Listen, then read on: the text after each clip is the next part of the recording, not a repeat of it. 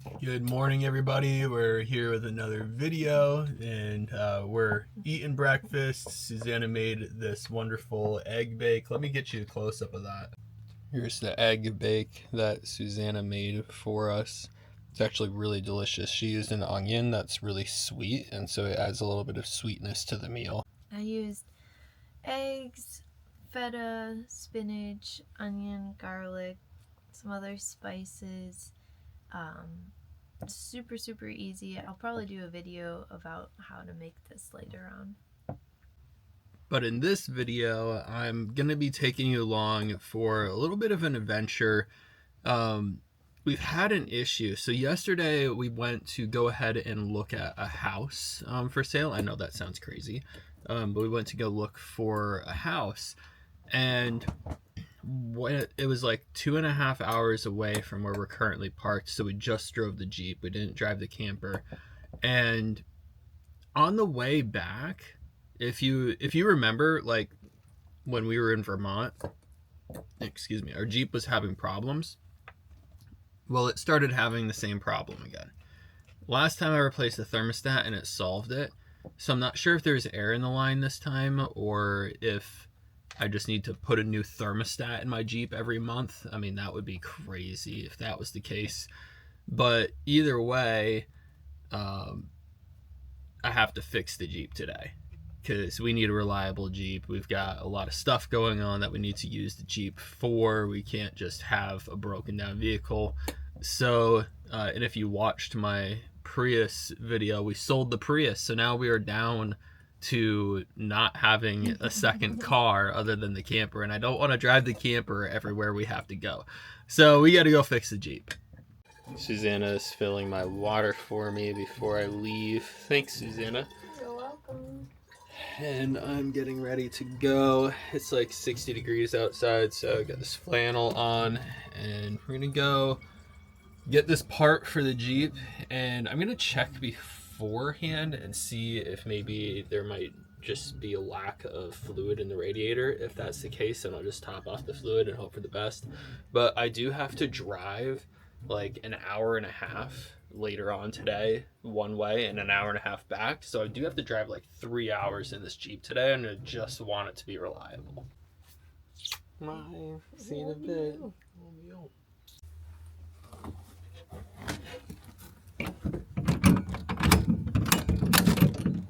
Bye. It's always so hard to leave Susanna when I've got to do something, but at the end of the day, she's gonna make the smoothies here while I'm doing this, or just a little divide and conquer deal.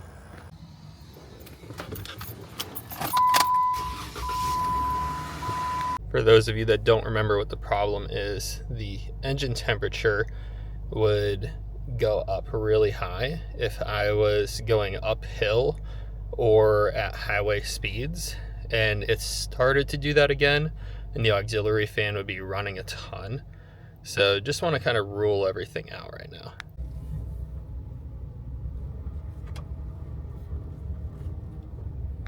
Near the camp spot that we're at right now, there is an Advanced Auto, there's an AutoZone, and there's an O'Reilly's.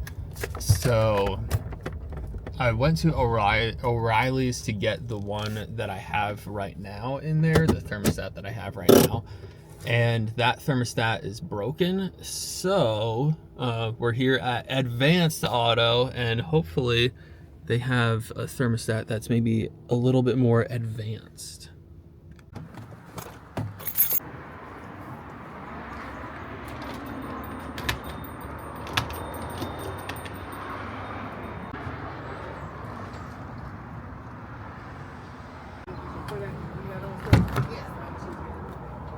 Got the thermostat. This is the whole thermostat housing and assembly. This is what I replaced last time and it worked. But I got to talking with the guy who was at the parts desk, and he was basically telling me how with this thermostat issue, it could be that the thermostat is leaking. And if it's leaking, that would tell me that there could be air in the system. So I'm gonna check if there's air in the system before I replace this thermostat. Because if the thermostat that I put on there is leaking, then maybe I can get away with just putting a new seal on there versus actually redoing the whole thermostat. So we have been smelling a coolant smell, so that could be definitely part of the issue. I thought the coolant smell was just like maybe some that didn't get washed off from the last time I redid it. So we got to check if there's air in the line, and that's going to, like, if that's our problem, I don't know if that'll be a good thing or a bad thing. Obviously I'd have to still do all of the work of taking the thermostat off and resealing it.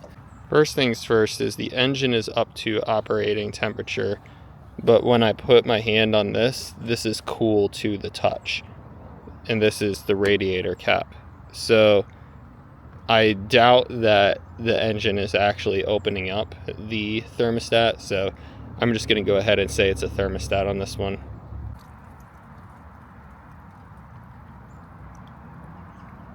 Alright, there's definitely not an air bubble in there, so that is going to confirm that it's the thermostat. To me anyways, that confirms it's a thermostat. If anybody watching has an idea that it might not be the thermostat, let me know in the comments below. Maybe the water pump is failing on me, I'm not sure, but I'm gonna go ahead and replace this thermostat and see where that gets us. This tool comes so in handy. It's basically just an electric ratchet, 20 volt DeWalt, really cool. Anyways, let's get into it.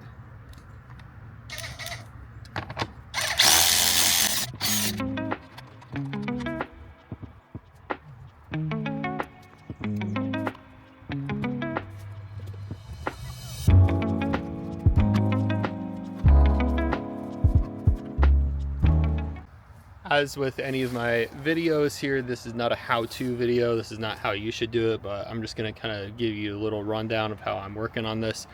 I took this pipe off here that's kind of in the way. That goes from the air intake over to the filter housing. So this is the air filter box.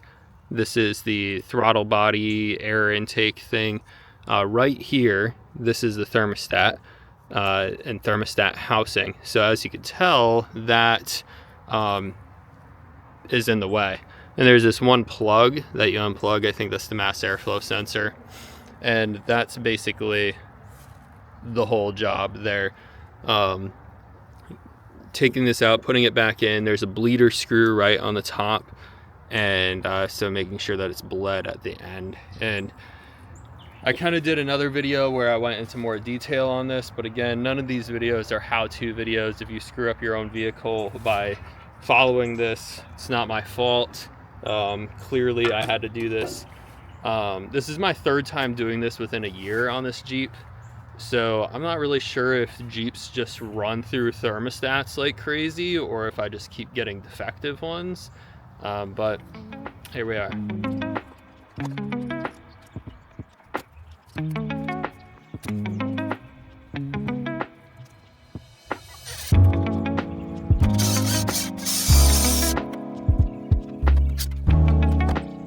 Here's a note if you are doing this job and you're looking for which tools you might need. You're probably going to need an extension. So this deep socket was not enough. So I got to put the extension on there too.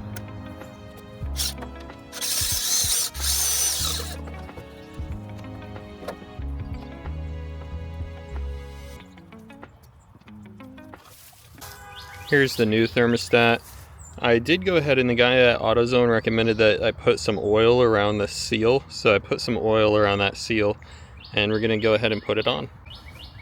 Guys, I'm gonna let you know that there is just something so satisfying about working on your car. Like, as a man, I don't know if other guys feel this way, but there's just something so satisfying about working on your vehicle and like doing something like this yourself. Write in the comments if you're a man and you're satisfied working on your own vehicle. I think that there's a lack of like guys that work on cars nowadays. Like, I'll go in, and it used to be like the stereotype that women would get taken advantage of when they went to the dealership to get their car worked on, or the auto shop. And now, like, I've gone personally to the mechanic. Thankfully, I've got a good mechanic. But like when I'm on the road and like not around where I like would call home, mechanics try to take advantage of me too. So like, this isn't just a female thing anymore. Like, dudes don't know what's going on with their vehicle, and dudes are getting taken advantage of as well. This thing is one of the best purchases for doing these like coolant jobs, because with this thing I can control how much coolant is going in. With this thing, I'm not like, I don't have to have another funnel or anything. I can just use this as the funnel. Let's go ahead and release the coolant into there.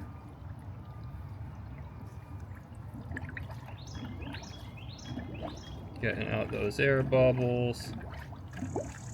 I'm going to open up the bleeder screw. There's probably a better tool for this, but I just use these vice grips. People talk about like angled screwdrivers and stuff. Vice grips just always seem to be, for me anyways, the best thing. Or actually, I think I used my Leatherman last time. Guys, Leatherman multi-tool comes in so handy. I first started carrying a Leatherman, I think it was 2013. So nice. Nice to have it. And I know, before y'all get on a Gerber train, this is what Leatherman has. You see this? It opens on its own. It's got a spring in there, and that is so key, honestly. Like, that is huge, because that spring alone like just makes it so that way I don't have to like force it open. Like the Gerber, for example, my father-in-law really likes the Gerber, and that's just, you know, what he's used to. But the Leatherman just springs up like that. Amazing deal. Guys, it took like almost all of that coolant. I'm gonna put some more in just in case.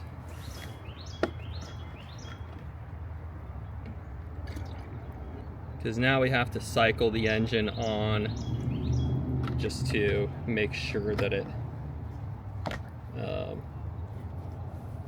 does its thing.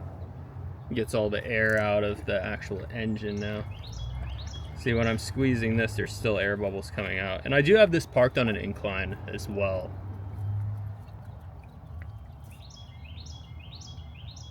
I'm going to turn the faucet to this, the valve. I'm going to turn that off now. And we'll go ahead and install the rest of this stuff again, just kind of like temporary installation, so that way we can take it off again and reach that bleeder screw that I showed you earlier.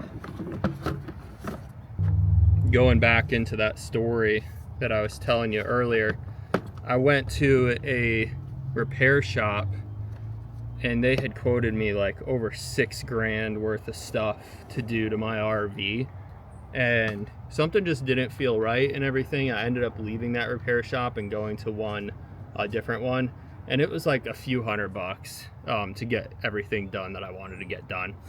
So it's literally not just chicks that are getting taken advantage of anymore. Well, we need to go ahead and let the engine cool and bleed the system again. So we're not actually going to be able to find out until I start driving again if this was actually the issue or not. But we're inside now. Susanna has made my smoothie for me, so I'm going to go ahead and enjoy that smoothie while I edit this video. So if you want to see if the Jeep actually is completely fixed, if the thermostat was the issue, go ahead and make sure you tune in for our next video. As of right now, we are posting Monday, Wednesday, and Friday. We might start posting just Monday and Friday. We're not sure yet, so Stay tuned for that as well, and we'll see you in the next one. Thanks so much for watching.